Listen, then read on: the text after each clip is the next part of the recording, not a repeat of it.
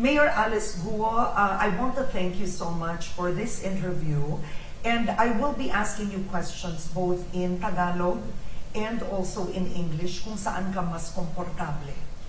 Ito ang pagkakataon mo para linawin ang mga issue laban sa'yo. Ang pinakaunang issue dito ay ang iyong pagkatao. It's a question on your citizenship. Tinatanong kung Pilipino ka ba talaga. Are you a Filipino? Ma'am Karen, ako po ay isang Filipino. Paano mo mapatutunayan yon? Malaki ang question ngayon sa mga magulang mo, sa ama at sa ina mo. Ang nanay ko po, ang biological mother ko po ay isang Filipina. Ako po ay Filipino passport holder at nag-iisa lang po ang aking passport. Ako po ay Filipino.